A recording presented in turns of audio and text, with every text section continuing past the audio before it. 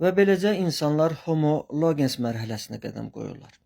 Bu dövr neçə milyon il çəkib, o heç kimə məlum deyil. Bu barədə hansısa bir iddiada olmaq da qeyri-ciddilikdir.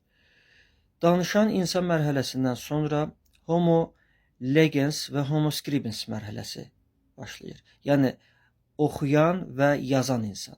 Yazan insan dedikdə biz bugünkü kimi hərf birləşmələrindən ibarət kəlmələr, kəlmələrdən ibarət cümlələri nəzərdə tutmamalıyıq. O vaxtki insanın yazısı simvolikadır, işarələrdir. Ən bariz nümunəsini bugün qədimlik etibarı ilə qədim Şumerdə görürük, 5500 il əvvələ qayıtsaq, eradan əvvələ gil kitabələrinin üzərində üçgün simvollardır. Bütün simvollar eynidir, sadəcə onların bir-birinin istifadə qaydası fərqli fikirləri çatdırırdı.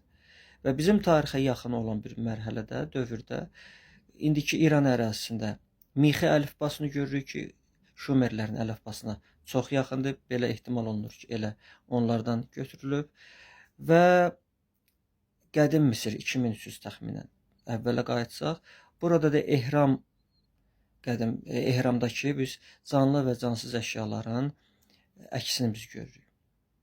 İnsanlar bu formada bir-birinə yazırlar, fikirlərini çatdırırlar. Və nəhayət üzərindən bir neçə milyon ildə keçir, yeni bir çox maraqlı mərhələ gəlir insanlıq üçün. Homo semiotikus. Artıq insanlıq burada məna və məfhum üzərində dayanır. Bunlara diqqət yetirir, tələffüsə diqqət yetirir. İnsanlar danışdığının fərqinə varmağa başlayır, məna üzərində dayanırlar. Bu artıq yeni bir mərhələdir. Mən birinci açıqlamada ona görə psixologiya işarə etdim ki, bəzi dilçiliklə əlaqəli bəzi suallara psixologiya olmadan cavab tapmaq mümkün deyil. O da nəydən ibarətdir?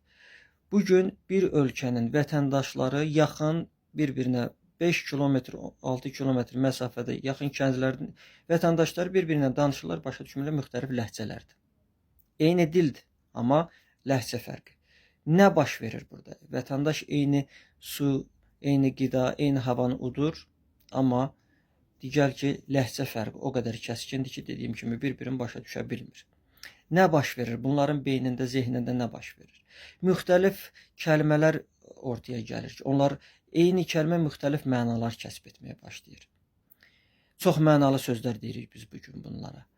Və bütün bunların cavabı hələ də ki bir dəqiq yekdil məxrəcə gəlib çata bilməyiblər. Çünki bu dərin bir psixoloji araşdırmadır.